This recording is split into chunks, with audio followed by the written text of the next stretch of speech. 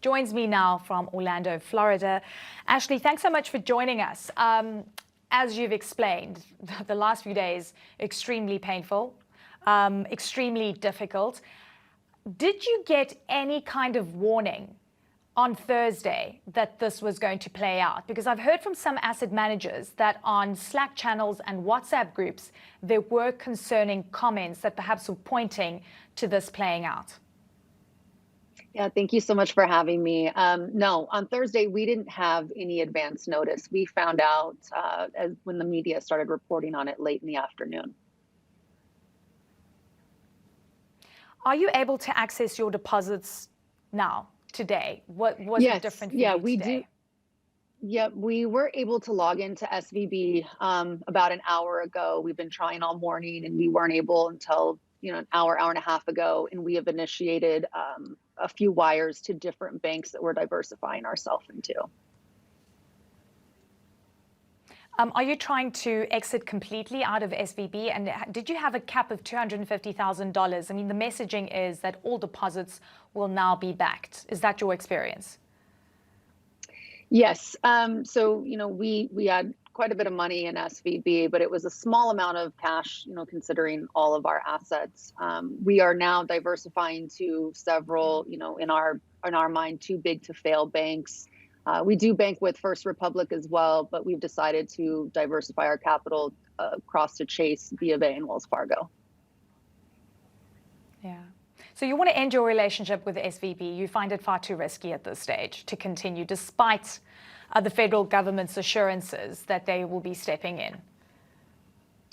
Yeah, I mean, what our plan is now with our board and our advisors is we need to just put all capital into a few of the big banks. Again, there's other smaller regional banks, but we're going to diversify out of there as well after what's happened with SVB. I want to talk about potential contagion here, how this is affecting startups, the tech space, what your peers are telling you, what you're discussing, and what the long-term impact in your mind will be. Yeah, I mean, look, we were really fortunate that we had already diversified capital into a few other banks before this happened with SVB. A lot of my founder friends had not. They had all of their capital in SVB.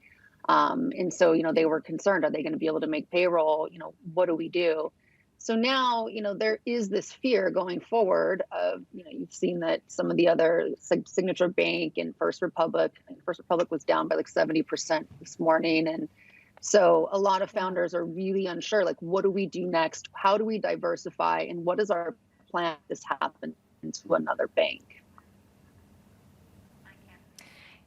Yeah, Ashley, I want you to take me back to sort of the darkest moments that you experienced over the weekend. We also know that there were a lot of banks and other companies circling potential, buyout opportunities and offering a much lower value than companies actually have. And some, out of desperation, went for it because they just didn't know what sort of lied ahead in the next few days.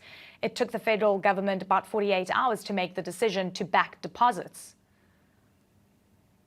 Yeah, I mean, the last 4 days have been really stressful in the startup community. I've spent the last 4 days mentoring a lot of founder friends that were not as fortunate as we were and had not diversified.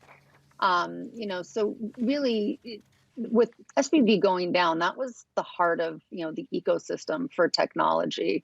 And people didn't know, right? They didn't know what was going to happen. I was pretty sure that the government would come forward and, make sure that depositors were made whole. And that's just what I kept telling, the startup community, through LinkedIn and some of my founder groups, because there were people that were offering, we'll give you 60, 70 cents for your deposit. And, there are people that have taken that approach. We did not. This wasn't going to affect our business day to day if we, had access to this capital anytime soon. So we were just waiting because we figured the government would come forward. Ashley, Tyrner, thank you very much for your time. Good to have you on the show, and best of luck.